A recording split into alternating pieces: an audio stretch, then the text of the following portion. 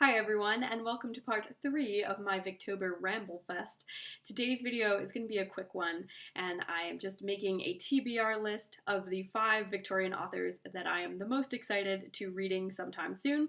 So these are all authors that I have never read before. They're completely new to me, but I own some books by them, and I'm looking forward to giving them a try. So I'm going to start off, number 1, with a bit of a contentious author. This is Henry James. Now, he is kind of like debatably a Victorian author. Some of his works came out during the Victorian period, but he is American born. He moved to England and later became a British citizen, but he is not from the UK, so some people don't count him. They say he's more of a modernist. Some people say that he is a true Victorian author, so I don't really know how to weigh in on that debate considering I've never read the guy. But every October, I have been meaning to read The Turn of the Screw for like the longest time because I know it's kind of a creepy ghost story and I just never get around to doing it. So who knows, maybe this is the October to make it all finally happen for me. And then I've also got a copy of Daisy Miller, which is so refreshingly short for a Victorian novel. So there's really no excuse to getting around to reading this one. The next author on this list is William Thackeray. He's most famous for writing this novel, Vanity Fair. I just found a copy of this at Value Village this week and I had to pick it up.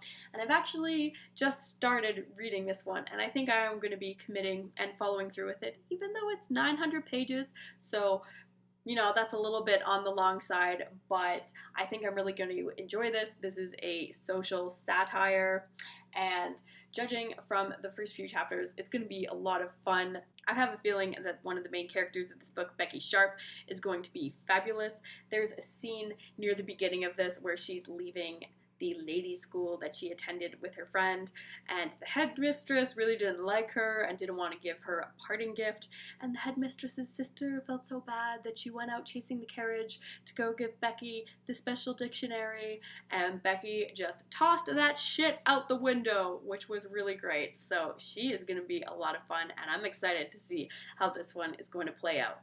Another author I'd like to read is George Gissing.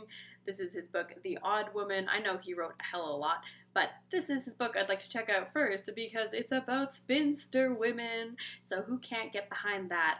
I'm a little worried because it's a man from, you know, that bygone era writing about new women and women's ways, so I could see how this book could backfire, but I am also intrigued and looking forward to giving it a try. The next author I'd like to try out is Anthony Trollope.